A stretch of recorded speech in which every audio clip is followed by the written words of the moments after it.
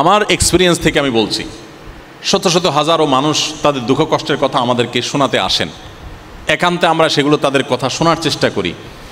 আমার এক্সপিরিয়েন্স বলছে, যারা অবৈধ পথে উপার্জন করে, হারাম পথে উপার্জন করে, আল্লাহর ভয় যাদের অন্তরে নেই, এই মানুষগুলো সম্পদের পাহাড় গড়বার পরও কখনো সুখ পায় না। ওই যে মানসিক প্রশান্তি যেটা, এটা কখনো পায় না। কারণ একটা নগদ শাস্তি তো হারাম উপার্জনকারী স্বয়ংক্রিয়ভাবে পাবে, সেটা হলো জাহান্নাম। তো অনেক পরের বিষয়।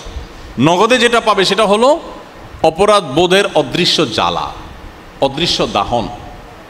কারণ আপনি অবৈধ সম্পদ দিয়ে, ঘুষ নিয়ে, হারাম উপার্জন করে, অন্যায়ভাবে সম্পদ আহরণ করে আপনি অনেক পয়সা কড়ি করেছেন, অনেক অ্যাসেট করেছেন, গাড়ি বাড়ি করেছেন।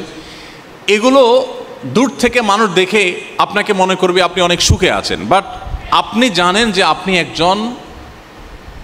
একজন সহজ বাংলা চোর, আপনি একজন প্রতারক, আপনি একজন দুর্নীতিবাজ, আপনি জাতীয় সম্পদ লুণ্ঠনকারী।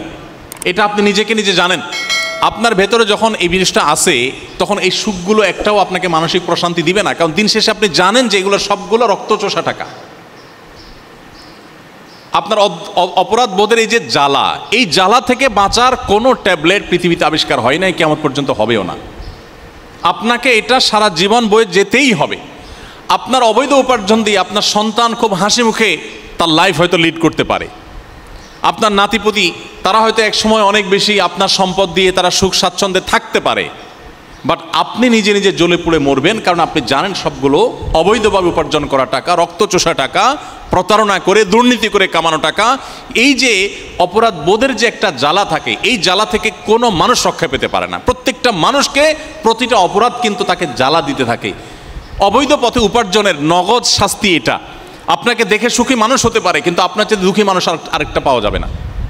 আর এর বিপরীতে আসি, আপনি যদি প্রতিজ্ঞা করেন যে আমি আমার কর্মজীবনে কখনো অসৎ উপায়ে 1 টাকা অবলম্বন উপার্জন করব না, এটা যদি আপনি প্রতিজ্ঞা করেন, এটা যদি আপনি ধরে রাখতে পারেন, দিন শেষে সন্দেহাতীতভাবে আপনার সাময়িক কষ্ট হবে। কারণ আপনার গাড়ি বাড়ি হয়তো ওইরকম হবে না, আপনার হয়তো এরকম ব্যাংক ব্যালেন্স হবে না, আপনার হয়তো এরকম সামাজিক অবস্থান হবে না, আপনার হয়তো দৃশ্যমান সম্পদ থাকবে না।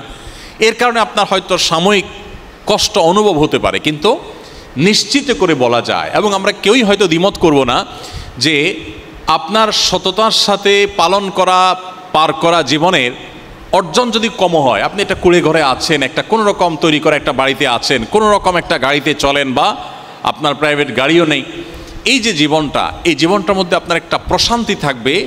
আপনি জানেন আপনি কোনো অবৈধ উপার্জন করেননি, আপনার প্রতিটি পয়সা টনটন করে বাঁচবে, আপনার বাড়ি, আপনার আবাসন, আপনার সব কিছু সম্পূর্ণ হালাল টাকায়। এই যে একটা উপলব্ধি, এটা আপনাকে মানসিকভাবে এতটাই প্রশান্ত করবে যেটা আপনি কল্পনা করতে পারেন না।